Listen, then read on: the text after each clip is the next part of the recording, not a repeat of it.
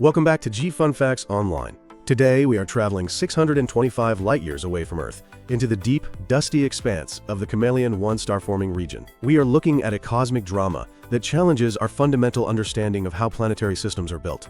For decades, astronomers have focused on the swirling disks of gas and dust around young stars, the factories where planets are forged. But recently, the James Webb Space Telescope shifted its gaze to a smaller, fainter object orbiting one of these stars.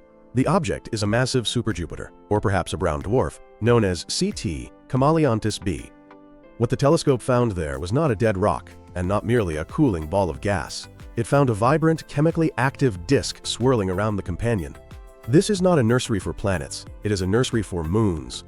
For the first time, humanity has peered directly into the chemical cauldron where exomoons are born, discovering a chemical soup that is radically different from the environment of its host star. In this episode, we are going to explore the depths of this discovery, the exotic chemical precursors identified within this system, and the profound implications for the existence of life-bearing moons beyond our Sun. To understand why this is such a major breakthrough, we first need to understand the system itself.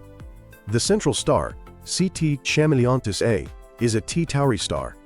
These are stellar infants, less than 10 million years old. They are violent and active, often prone to intense X-ray flares, and they are still in the process of gravitational contraction. Orbiting this young, violent star is the object of our interest, CT Chamaeleontis b. Discovered back in 2008, this object has long puzzled astronomers. It sits on the blurred boundary between a massive gas giant planet and a low-mass brown dwarf, which is essentially a failed star. It has a mass estimated between 14 and 24 times that of Jupiter. But what makes it truly special is its location. It orbits its host star at a massive distance of about 440 astronomical units. To put that in perspective, that is over 10 times the distance between our Sun and Pluto. This extreme separation is the key.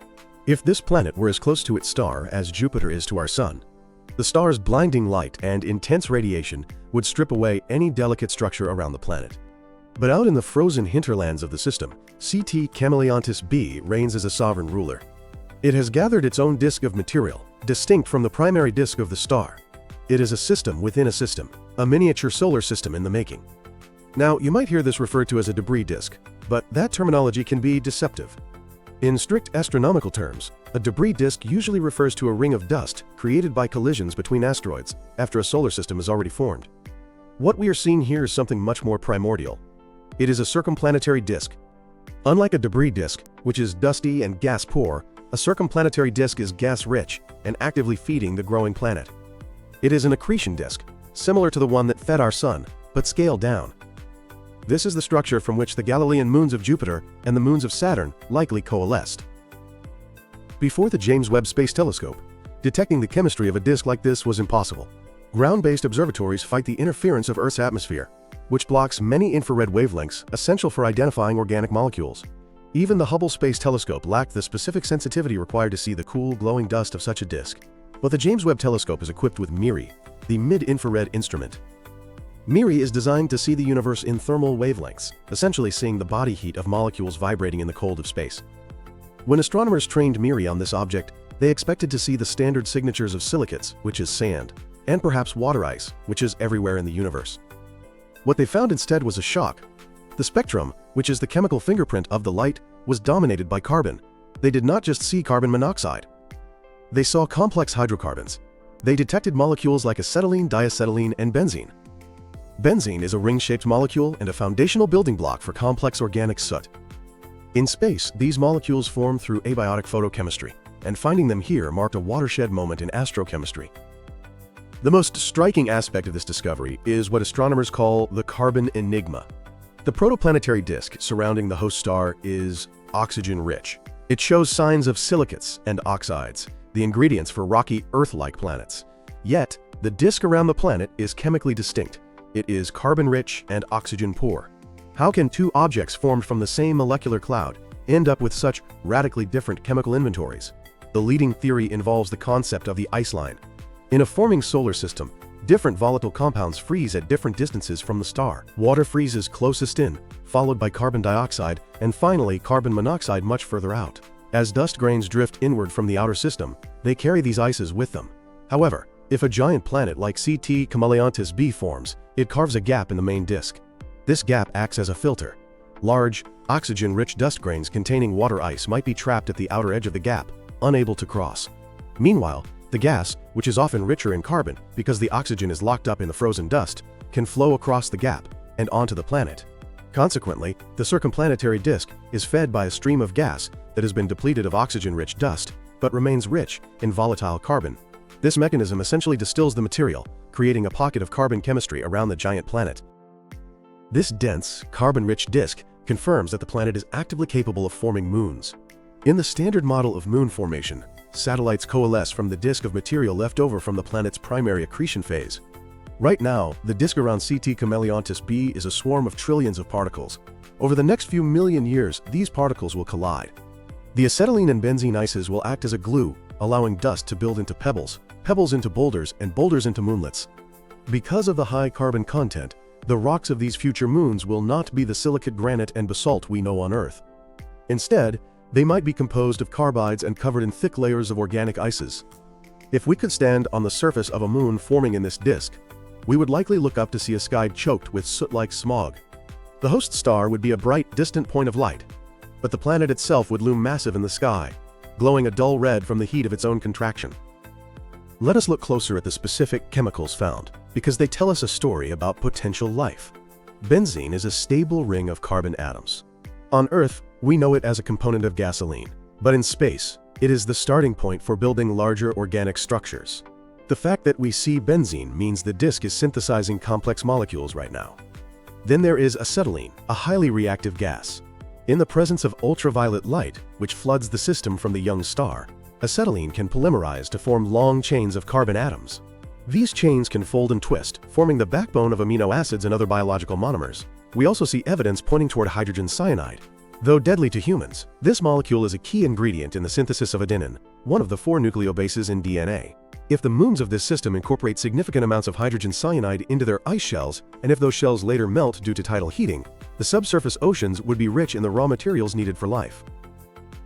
However, the carbon-rich nature of the system presents a double-edged sword for habitability. Earth life is based on carbon, but it requires a delicate balance of carbon, oxygen, and hydrogen. A world with too much carbon and too little oxygen might end up with a tar surface, rather than a watery one. The geology would be dominated by graphite and diamond, rather than quartz. The atmosphere might be choked with carbon monoxide. But this does not rule out life. It only rules out Earth-like life. The moons of CT Chamaeleontis b could be the archetype for Titan-class habitats. Titan is Saturn's largest moon, and it is the only moon in our solar system with a thick atmosphere. That atmosphere is rich in nitrogen and methane, and its surface has lakes of liquid hydrocarbons. The origin of Titan's chemistry has long been debated, but this new discovery offers an answer. If the circumplanetary disk of Saturn was also carbon-rich, due to similar filtration mechanisms, then Titan formed from material that was fundamentally different from the material that formed Earth. The detection of such high abundances of carbon precursors in this new system supports the idea that gas giants naturally segregate carbon into their subsystems. This implies that Titan-like worlds might be common throughout the galaxy. Every Jupiter-sized exoplanet could potentially host a moon draped in organic haze, raining benzene and acetylene, with lakes of liquid ethane. CT Chamaeleontis b is significantly more massive than Saturn, meaning its disk is hotter and denser. Moons forming here might be super Titans, larger worlds with even thicker atmospheres and potentially more vigorous organic chemistry, driven by the higher heat flow. Understanding how this disk works requires a dive into fluid dynamics. The disk is not a static ring, it is a flowing river of gas. The gas has internal friction, or viscosity. As layers of gas rub against each other, they lose orbital energy and spiral inward toward the planet. This inward flow feeds the growth of the planet. The observations suggest that the planet is still actively accreting, literally eating from its nursery. The interaction between the planet and the star's disk creates pressure bumps, which act as traps for dust grains. This explains the chemical segregation. The dust gets stuck in the trap outside the planet's orbit, while the gas flows over the gap. Within the circumplanetary disk itself, dust grains settle toward the midplane, the equator of the disk. It is in this dark, dense midplane that the seeds of moons are sown. The detection of spectral lines from the disk surface tells us about the atmosphere of the disk, but the real action is happening deep inside, hidden from view, where the dust is coagulating. The comparison between this system and Jupiter's moons is stark. Jupiter's moons show a gradient. Io is rocky and dry. Europa is rocky with a water shell. Ganymede and Callisto are mixtures of rock and ice. This gradient is thought to be a result of the temperature in the disk around young Jupiter. But CT Chamaeleontis B's disk appears to be dominated by carbon species rather than water steam. This means its moons will be vastly different. Instead of a water ice shell, a moon at the equivalent position of Europa might have a shell of frozen carbon dioxide or solid acetylene. If tidal heating melts the interior, the ocean would be an exotic slurry of ammonia, water, and methanol. This teaches us that there is no standard model for a moon system. The chemistry of the Nursery dictates the destiny of the offspring. Our solar system was oxygen-rich. This system is carbon-rich. The universe likely contains a continuum of these environments. It is worth asking why it has taken so long to find a disk like this. The answer lies in the contrast ratio. The planet is faint, but its host star is blindingly bright. Viewing the planet is like trying to spot a firefly hovering next to a searchlight. The triumph of the James Webb Telescope was its ability to spatially resolve the companion and then disperse its light into a spectrum. The detection of the disk was not just a visual confirmation, it was a spectral one. The emission lines, which are bright spikes in the spectrum, proved that the gas was warm and excited. If the material were just cold, dead debris, we would see absorption features or a flat curve. The fact that the molecules are glowing tells us the disk is active, heated by the young planet's contraction, and irradiated by the central star. This leads us to the implications for life in the universe. The search for life is often biased toward finding a second Earth, meaning rocky planets with water oceans. But the Exomoon Nursery of CT Chamaeleontis b forces us to widen our view. If moons are common around gas giants, and if gas giants are common, then exomoons might be the most common type of habitable real estate in the galaxy. The carbon-rich chemistry here suggests that carbon planets, or carbon moons, might be viable habitats. Prebiotic chemistry is essentially the chemistry of carbon. Having more carbon might actually be beneficial for the origin of life, provided there is some liquid solvent. While this system is too young, at only 2 million years old to have life, it serves as a laboratory for the conditions that existed 4.5 billion years ago. By studying it, we are watching a recipe being written. This is just the beginning. Now that we know this disk exists and is chemically active, astronomers will target it with other instruments. The Atacama Large Millimeter Array, or ALMA, is a ground-based radio telescope that can see the cold dust and larger pebbles that the James Webb Telescope misses. ALMA can map the distribution of the dust to see if it is forming rings or clumps, the telltale signs of moons actively accreting.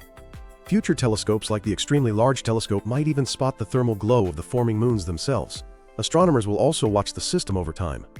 Since the disk is dynamic, we might see changes in the brightness of the chemical lines.